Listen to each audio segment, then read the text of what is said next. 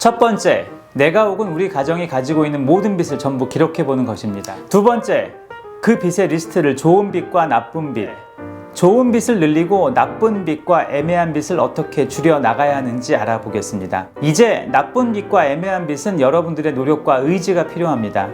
너도 할 수 있으면 나는 더 잘할 수 있다는 생각으로 도전해 보시면 좋겠습니다.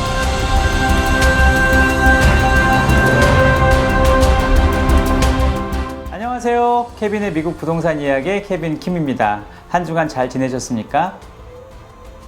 얼마 전 식당에서 처음 뵙는 분이 유튜브 잘 보고 있다고 말씀하시면서 좋은 정보 감사하다는 인사를 받았는데 너무 놀라기도 했고 한편으로는 너무 감사했습니다. 방송의 위력을 느끼는 하루였고 정말 좋은 정보가 있는 방송을 만들어야겠다는 긍정적인 생각을 하게 되었습니다. 보다 좋은 정보, 꼭 필요하신 정보를 드릴 수 있도록 잘 준비해 보도록 하겠습니다. 오늘은 지난주에 예고해 드린 대로 빚을 알면 돈이 보인다에 대해 얘기해 드리려 합니다. 우리가 늘 마음속에 가지고는 있지만 속 시원히 얘기할 수 없는 그런 얘기들을 해볼까 하는데 조금은 불편하셔도 잘 들어봐 주시면 감사하겠습니다. 여러분, 과연 내가 가지고 있는 빚, 채무가 정확하게 얼마인지 알고 계시나요? 사실 저도 이번 영상을 만들기 전 제 빚을 전부 정리해 보았습니다. 결과는 내가 정말 이렇게 많은 채무를 가지고 있는지 깜짝 놀라고 정말 제가 정신을 똑바로 차리고 살지 않으면 안 되겠구나 생각이 들었습니다. 사실 머릿속으로는 아마 이 정도이겠지, 그리고 열심히 살고 있으니 큰 걱정은 없겠지 했는데 완전히 예상을 벗어나 있는 상황을 느끼며 많이 우울하고 걱정이 앞서기도 했습니다. 그래서 오늘 한번 어떻게 하면 우리가 이런 불편한 사실에서 벗어날 수 있는지 자세히 알아보겠습니다. 첫 번째, 내가 혹은 우리 가정이 가지고 있는 모든 빚을 전부 기록해 보는 것입니다. 제일 먼저 내야 하는 모기지 또는 렌트비, 그리고 그에 따른 관리비, 내가 소유하고 있는 자동차의 할부금과 보험료, 현재 집에서 나가고 있는 유틸리티 비용 전부, 핸드폰과 인터넷 사용료, 우리가 제일 두려워하는 크레딧 카드 사용료, 그 외 운동이나 취미를 위한 활동비, 자녀들의 추가적인 교육비 등 적다 보면 최소 한 페이지는 될 것입니다. 전 적다 보니 20개 이상의 리스트가 나오더라고요. 하지만 이 리스트를 두려워하시면 절대 안 됩니다. 이 리스트가 이제부터 여러분들께 도움을 드릴 것이기 때문입니다. 두 번째, 그 빚의 리스트를 좋은 빚과 나쁜 빚, 애매한 빚으로 나누는 것입니다. 좋은 빚은 돈을 벌기 위해 나가는 빚이고 나쁜 빚은 돈을 쓰기만 할 때 나가는 빚을 의미합니다. 자, 그럼 좋은 빚은 뭐가 있을까요? 모기지가 있을 수 있습니다. 모기지 중 일부는 원금이 갚아지고 있으므로 좋은 빚이라 할 수 있습니다. 원금을 어떻게 하면 더 많이 갚을 수 있는지, 이자는 조금이라도 내릴 수 있는지에 대한 방법을 알아보시는 것도 매우 중요합니다. 생명보험료도 좋은 빚 중 하나입니다. 나의 프로텍션과 세이빙을 도와줄 수 있으므로 이 또한 좋은 빚이라 할 수 있겠습니다. 나중에 보험이 왜 세이빙과 프로텍션이 되며 좋은 빚인지에 대한 정보는 자세히 따로 알려드리겠습니다. 또 자동차 할부금도 좋은 빚이라 할 수 있습니다. 그럼 나쁜 빚은 뭐가 있을까요? 당연히 크레딧 카드 빚이 제일 먼저일 것입니다. 그리고 더 안 좋은 것은 이자율이 높은 크레딧 카드를 사용하는 것입니다.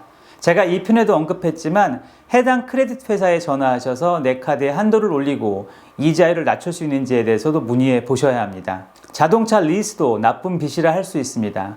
개인 상황에 따라서 또는 비즈니스 때문에 어쩔 수 없는 분들은 말고 굳이 리스가 필요 없는데 하고 계신 분들은 이 부분 꼭 생각해 보시면 좋을 것 같습니다.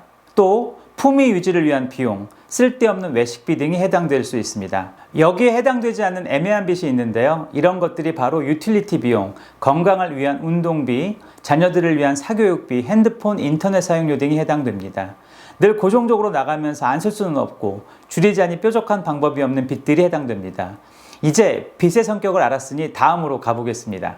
세 번째, 좋은 빚을 늘리고 나쁜 빚과 애매한 빚을 어떻게 줄여 나가야 하는지 알아보겠습니다. 먼저 좋은 빚은 원금을 얼마나 빨리 낮은 이자율로 갚는 방법을 찾아보는 것입니다. 이 부분은 전문가와 꼭 상담해 보시고 좋은 결과를 만들어 가시길 바라겠습니다. 이제 나쁜 빚과 애매한 빚은 여러분들의 노력과 의지가 필요합니다.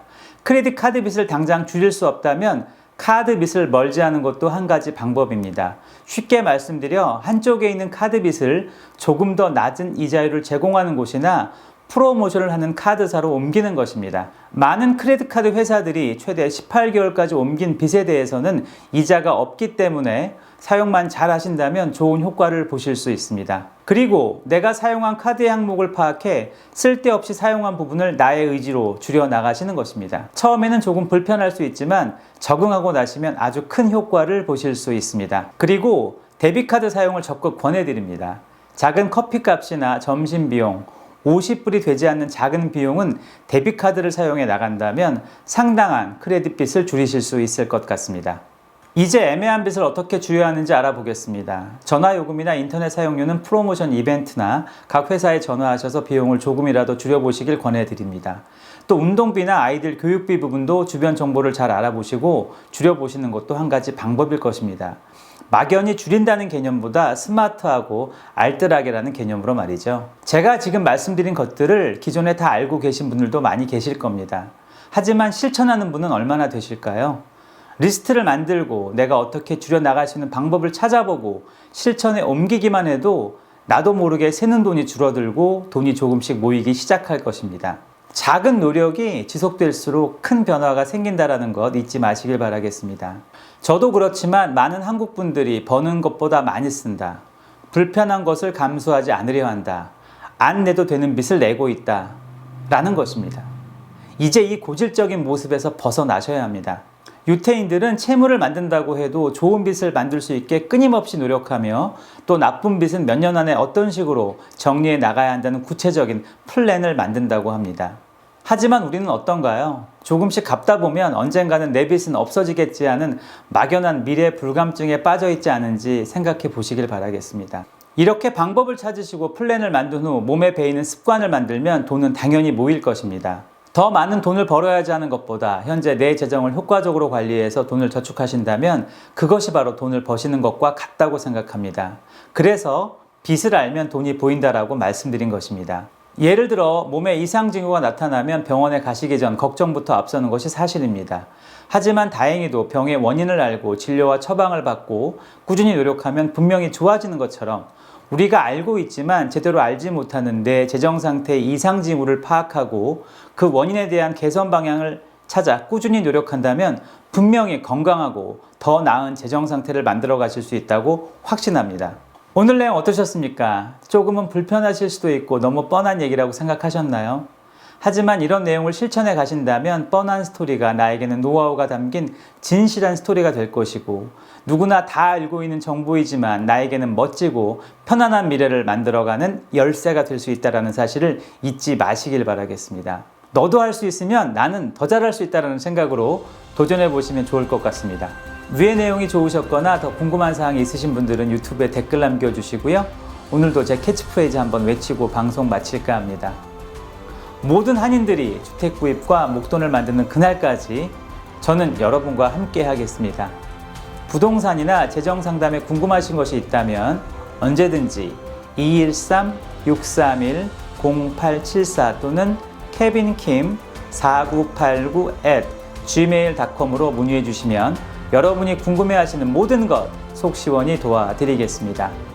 그리고 마지막으로 오늘 방송이 좋았다 하시는 분 구독 버튼 눌러주시는 것 부탁드리면서 케빈의 미국 부동산 이야기 마칠까 합니다. 다음 시간에는 한국 분들을 위한 미국 투자 이민 E2 비자에 관한 모든 것 이야기해 드리겠습니다. 그럼 편안하고 즐거운 한 주 되십시오. 감사합니다.